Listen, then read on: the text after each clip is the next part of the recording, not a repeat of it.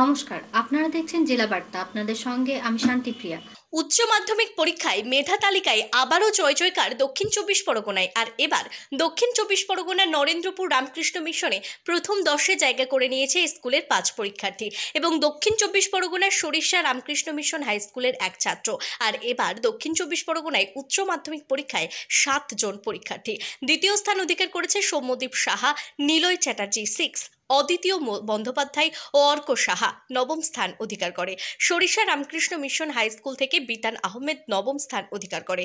সোহম মুখার্জি ও Subhadip Ghosh Narendrapur Ramakrishna mission থেকে 10ম স্থান অধিকার করে।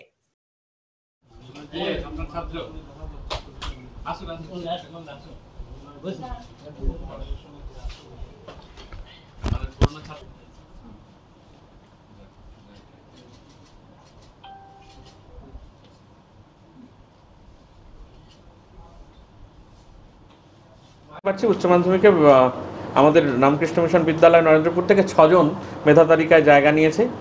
দ্বিতীয় স্থানে আছে সৌম্যদীপ সাহা, ষষ্ঠ স্থানে আছে নিলয় চ্যাটার্জি, 9ম স্থানে আছে অর্ক সাহা, অদ্বিতীয় বন্দ্যোপাধ্যায়, আর 10ম স্থানে আছে শুভজিৎ ঘোষ, সোহম মুখার্জি। যেটা উল্লেখ্য সেটি হচ্ছে দ্বিতীয় স্থানে যে ছেলেটি রয়েছে সৌম্যদীপ সাহা, ওর subject combination eco, stat, economics, statistics, mathematics এবং কম্পিউটার সায়েন্স।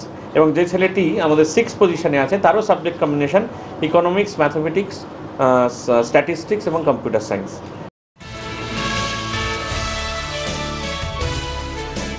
সুকান্ত মজুমদারের রোড শো বোলপুরে। বিজেপি রাজ্য সভাপতি সুকান্ত মজুমদারের রোড শো বোলপুরে। আজ 25শে বৈশাখ রবীন্দ্রনাথ ঠাকুরের জন্মদিন। রবীন্দ্রনাথের পূর্ণভূমিতে ডক্টর সুকান্ত মজুমদার রবীন্দ্র মূর্তিতে মাল্যদান করেন। রবীন্দ্র মূর্তিতে পুষ্পস্তবক দিয়ে শ্রদ্ধা জ্ঞাপন করেন। তারপর বোলপুর কাছারিপট্টি থেকে রোড শোতে অংশগ্রহণ করেন বিজেপি লোকসভা কেন্দ্রের প্রার্থী পিয়া সাহাকে নিয়ে।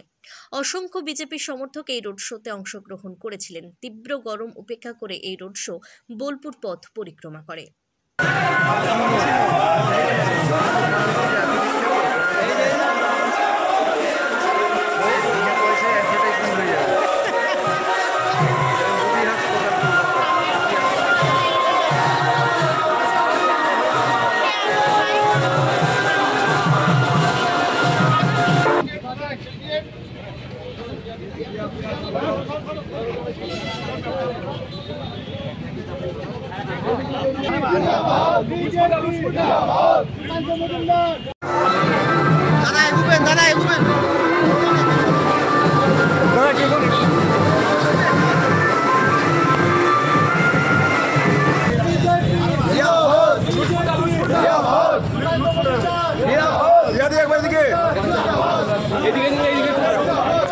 মোবাইলটা দূরে পড়ো।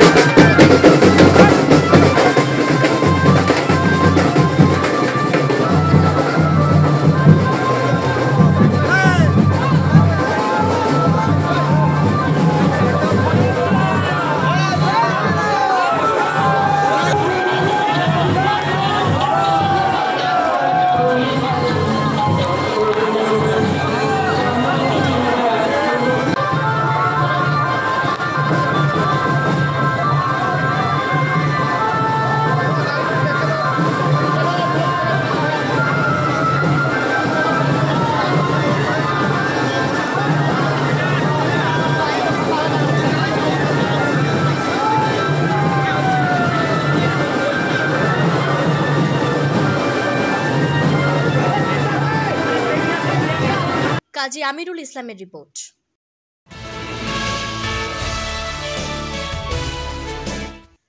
যদি থাকি কাছাকাছি দেখিতে না পাও, ছায়ার মতন আছি না আছি তবু মনে রেখো। আজ 25শে বৈশাখ বিশ্বকবি কবিগুরু রবীন্দ্রনাথ ঠাকুরের 163তম জন্মদিবস। সেই জন্মদিবস অনুষ্ঠান আড়ম্বর সহকারে পালন করল বীরভূমের রাজনগর ব্লকের অন্তর্গত বীরভূম সারদা শিশু মন্দিরের তাঁতিপাড়া শাখা। নাচ, গান, আবৃত্তি ও রবীন্দ্র বিষয়ক প্রাসঙ্গিক আলোচনা অনুষ্ঠানকে অন্য মাত্রায় এনে দেয়।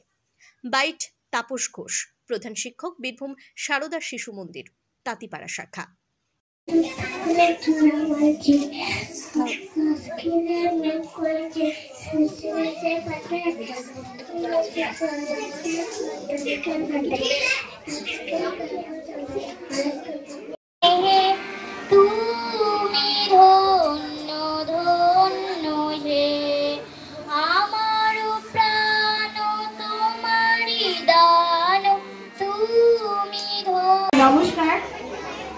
সকলকে জানাই সুপ্রভাত এবং নববর্ষের আন্তরিক শুভেচ্ছা।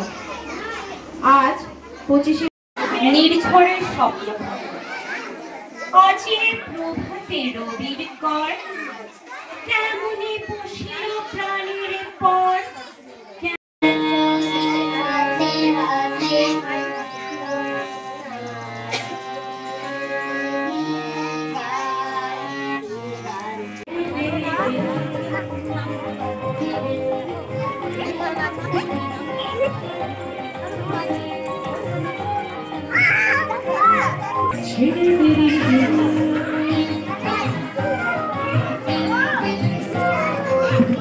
বজ্র যেমন বেগে বজ্র ঝড়ের বেগে বজ্র যেমন বেগে যেমন ছাড়া বহির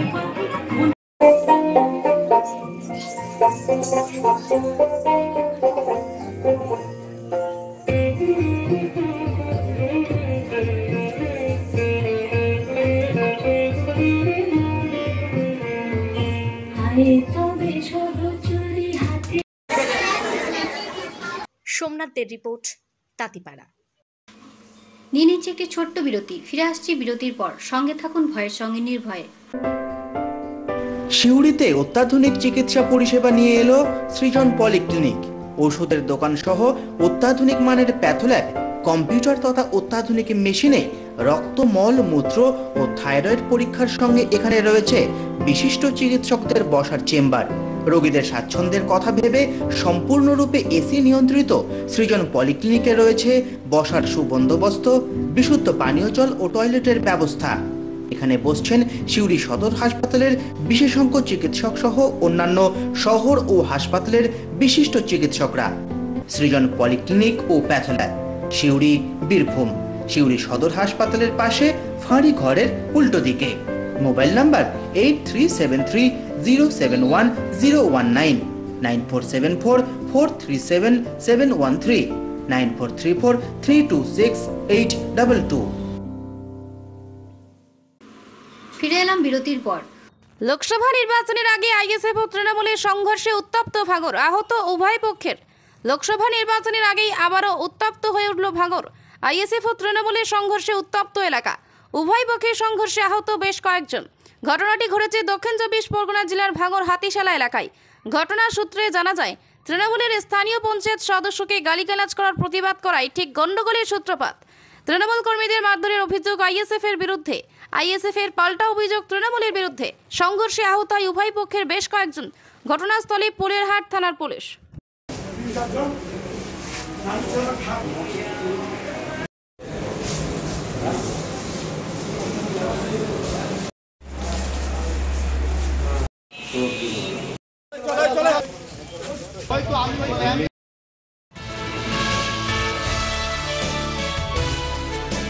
দু 2018 সালে কমল দাস নামের এক ব্যক্তির কাছ থেকে রীতা আলবানি ফ্ল্যাট কেনে। রীতা আলবানি একজন বিধবা মহিলা, তার 3 মেয়েকে নিয়ে জীবন কেটে যাচ্ছিল। তার নিজের রেজিস্ট্রি করা ফ্ল্যাট, যার দাবি করছেন অন্য কেউ। কমল দাস কি এই ফ্ল্যাট দুজনকে বিক্রি করেছে? মহিলা কি প্রতারণার শিকার হলেন?